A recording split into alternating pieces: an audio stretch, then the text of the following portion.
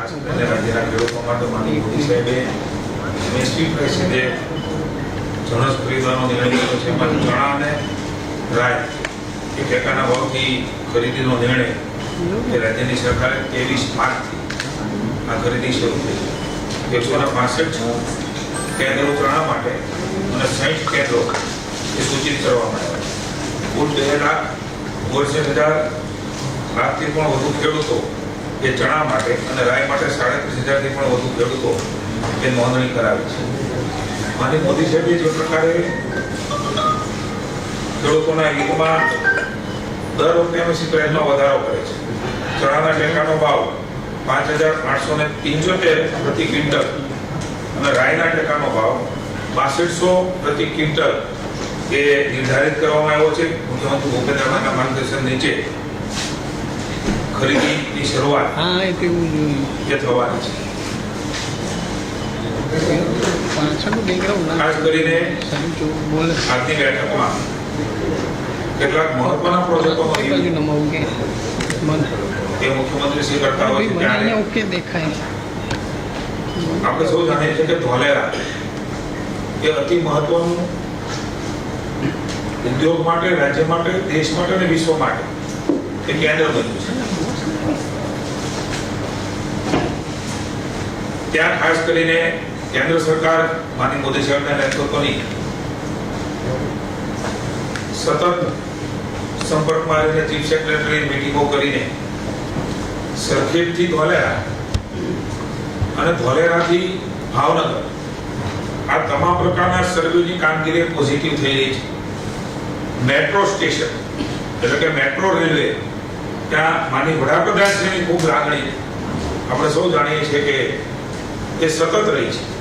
માનનીય મુખ્યમંત્રીશ્રીના માર્ગદર્શન નીચે આ મેટ્રો ટ્રેન શરૂ થવા જઈ રહી છે ત્યારે એના સર્વેની કામગીરી પણ પોઝિટિવ છે અને રાજ્ય સરકાર એ રેલ મંત્રી અશ્વિની જ્યારે સતત સંપર્કમાં છે.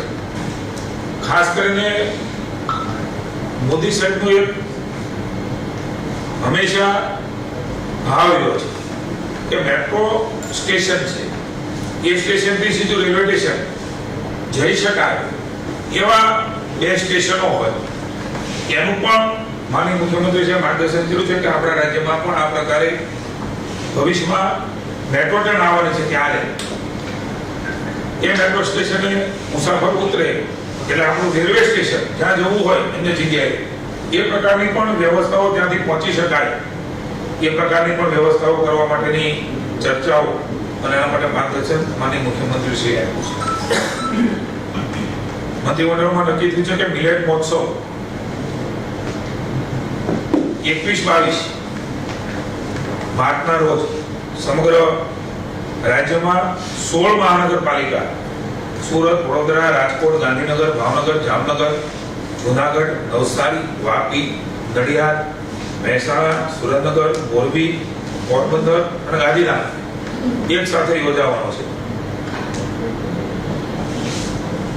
ધરતીનું સોનું, સિંહણ અપનાવો અને સ્વસ્થ જીવન પાવો. મિલેટ માટેનું ધ્યાન એ વિશ્વમાં માનનીય મોદી સાહેબે એ દોર્યું છે. એના માટેનો ઉત્સવ દર વર્ષે થતો હોય છે. ભૂપેન્દ્રભાઈના માર્ગદર્શન નીચે રાજ્યનો મિલેટ મહોત્સવ પ્રાકૃતિક ફાર્મર માર્કેટ 2026નું આયોજન એ સાબરમતી રિવરફ્રન્ટ ખાતે રાખ્યું છે. માનનીય મુખ્યમંત્રીશ્રીનો ટાઈમ પણ મળે તો અમારો વિભાગ એના પ્રયાસો કરી રહ્યા છીએ. અમે નહીં તો હું ત્યાં ઉપસ્થિત રહેવાનો છું. તમામ મંત્રીશ્રીઓ અલગ અલગ મહાનગરોમાં જે સ્થાનિક અને પ્રભારી મંત્રીશ્રીઓ એ પણ ઉપસ્થિત રહેવાના છે. માનનીય નાયબ મુખ્યમંત્રી શ્રી પણ કોઈ એક સ્થળે એમનો પણ સમય માંગ્યો છે, આપણે જણાવી દઈશું. એ પણ રહેવાના છે. રિવરફ્રન્ટ ખાતે 85 સ્ટોલ અને અન્ય શહેરોમાં 620 સ્ટોલ ખેડૂત મંડળો, એફપીઓ અને વ્યક્તિગત ખેડૂતોને વિનામૂલ્યે આમાં આપવામાં આવ્યા છે. નાગરિકો માટેના જે આકર્ષણો છે, લાખો લોકો આમાં ભાગ લઈ રહ્યા છે. એ પ્રદર્શનીમાં આવી રહ્યા છે ને લાભાર્થી પણ બની રહ્યા છે. ત્યારે રાજ્યની તમામ મહાનગરમાં રહેતા ને જિલ્લામાં રહેતા લોકોને વિનંતી છે કે એક અલગ પ્રકારનો ઉત્સવનું આયોજન એ રાજ્ય સરકાર સાથે થયું, રાજ્ય સરકારે કર્યું છે. ત્યારે એમાં મિલેટ પ્રદર્શની, ફૂડ ફેસ્ટ, કૃષિ ટેક ઝોન, એગ્રી સ્ટાર્ટઅપ, મહિલા ઉદ્યોગ સાહસિકોના સ્ટોલ એ આકર્ષણનું કેન્દ્ર રહેવાના છે. ગ્રાહકોને મિલેટની શુદ્ધ બનાવટો ખરીદવા ઉપરાંત તેની તાજી વાનગીઓનો સ્વાદ પણ ત્યાં મળવાનો છે. મિલેટ ઉત્પાદનો સીધા ગ્રાહક સુધી મળે એનું પ્લેટફોર્મ પણ ત્યાંથી પૂરું પાડવામાં આવશે. પ્રાકૃતિક ખેતીનો વ્યાપ, આ બધી જ બાબતો મિલેટ મહોત્સવ અંગે એક વિસ્તૃત કહી શકાય એવા કાર્યક્રમ જેને ભૂતકાળમાં પણ ખૂબ સફળતા સાંપડી છે એ પણ કરવાનો નિર્ણય એ રાજ્યના મંત્રીમંડળની બેઠકમાં થયો છે. સૌથી ચર્ચા દરમિયાન વિધાનસભાનું બજેટ સેશન ચાલી રહ્યું છે ત્યારે મુખ્યમંત્રીશ્રીએ તમામ સેક્રેટરીઓને સીએસને સૂચનાઓ આપી છે. આ વિધાનસભાનું સત્ર એ ખાસ કરીને પ્રજાના હિત માટે હોય છે. ચર્ચાઓ થાય, શાસક પક્ષ વિપક્ષ એ ચર્ચામાં ભાગ લે, પ્રશ્નોત્તરીમાં ભાગ લે, એમાં એ ટીકા કરે, સૂચન કરે, ધ્યાન દોરે.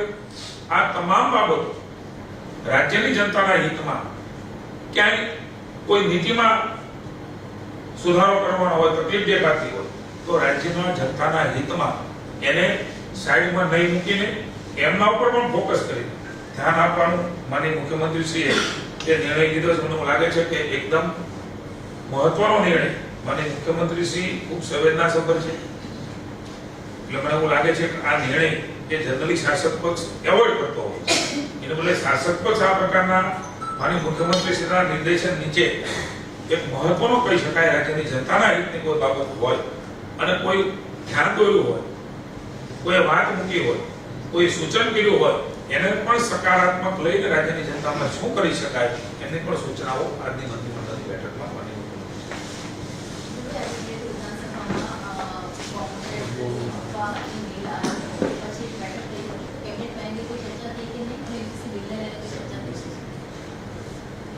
ડીસીસીની તો આપ જાણો છો કે કામકાજ સલાહકાર સમિતિમાં નક્કી થયા મુજબ એ તારીખ ચર્ચાઓ થવાની છે.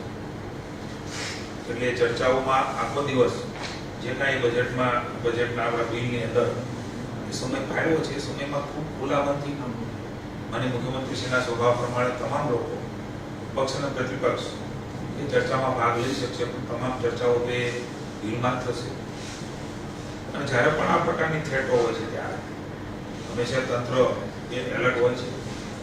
આજે પણ જે તંત્રએ એલર્ટનેસતા રાખવી છે અને સ્વાભાવિક છે કે આ પ્રકારની થ્રેટો સામે લડવાની પણ તૈયારી ગુજરાતની કાયમ હોય છે.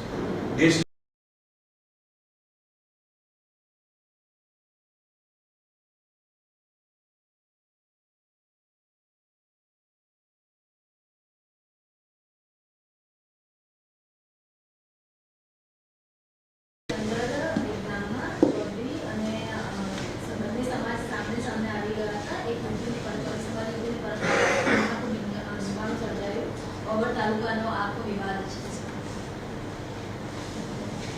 આપ જાણો છો બેઠકમાં તો ધ્યાનમાં નથી, કોઈ પણ બાબત હોય એ બધાએ શાંતિ જાળવી, એકતા, શાંતિ અને સલામતી જાળવીને આપણે બધાએ વ્યવહાર કરવો હિતાવ છે. તંત્ર એની રીતે કામ ત્યાં કરી રહ્યું છે. આપના વિભાગનું છે રાજકોટના રોધિકા પાસેથી નકલી જંતુનાશક દવા ખેડૂતો જે ઉપયોગ કરે છે એનો જથ્થો પકડવામાં આવ્યો છે એસઓજીમાં.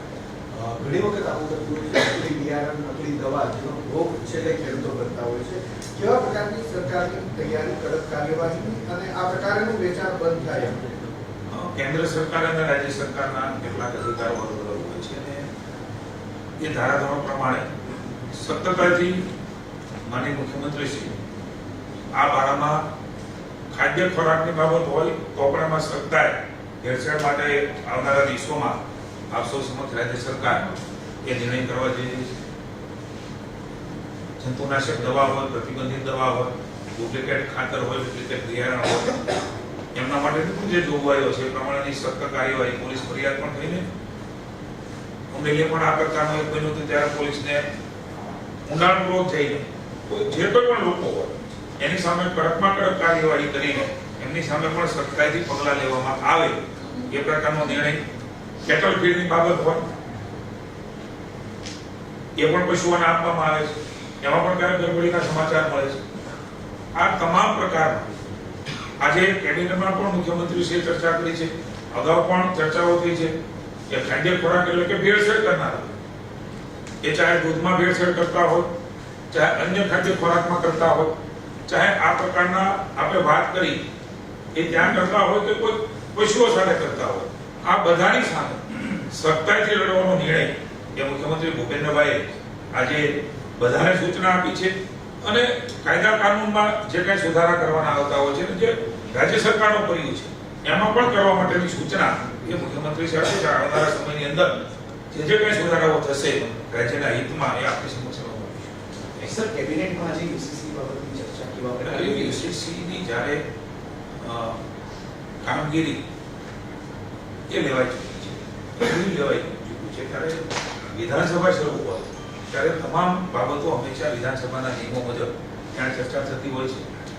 તમામ લોકો ભાગ એમાં લે એવું રાજ્ય સરકારનો અભિગમ છે. કોઈને પણ પોતાની વાત મૂકવી હોય તો મૂકી શકે, પણ યુસીસી બિલ એ અતિ મહત્વનું બિલ છે. વર્ષોથી આપણે જાણીએ છીએ કે સમાન નાગરિકતાનો હક એ બધાને મળે.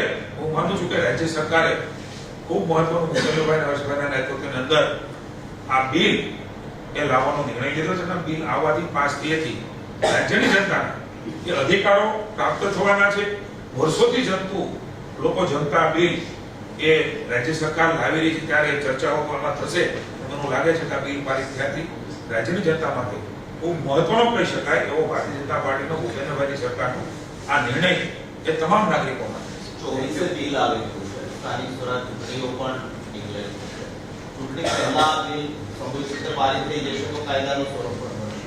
ભાજપ સ્થાનિક સ્વરાજની ચૂંટણીમાં આ મુદ્દો બનાવશે યુસીસીનો. ભારતીય જનતા પાર્ટીની જે વિચારધારા રહી છે આપ સૌ ધારો છો, એ સમાન નાગરિક ધારો હોય, 370મી કલમ હોય, રામ મંદિર હોય, આ અમારા હંમેશા કોઈ મુદ્દા નથી. પણ ભારતીય જનતા પાર્ટી એક સંકલ્પને વિચારથી દેશની જનતા માનનીય મોદી સાહેબના નેતૃત્વની અંદર એમનો જે અવાજ છે કે વર્ષોથી આ અમારી વાત છે, એ જ પ્રકારે આ બિલ એ પણ વર્ષોથી અમારી આ વાત છે. રાજ્યની ચૂંટણી સાથે અમને કોઈ સંબંધ નથી. એમની કમિટી પણ ભૂતકાળમાં બનાવવામાં આવી છે. એ કમિટીના અહેવાલો આવે પછી રાજ્ય સરકાર બિલ સ્વાભાવિક છે કે બજેટ સેશન છે ત્યારે મૂકવાનું હોય છે. એટલે અમારે મન ક્યારેય રાજ્યની જનતાના હિતના કામો એ ચૂંટણી સાથે મલવતા હોતા નથી. રાજ્યની જનતાનું હિત અમારી પ્રાયોરિટી હોય છે. રાજ્યના જનતાની જે માંગ હોય છે એ અમારા માટે પ્રાયોરિટી હોય છે. હું માનું છું કે રાજ્યની જનતાની અને દેશની જનતાની આ યુસીસી બિલ એ ટોપ પ્રાયોરિટી છે. ત્યારે રાજ્યની સરકાર ભૂપેન્દ્રભાઈ પટેલ ટોપ પ્રાયોરિટી છે. Thank you.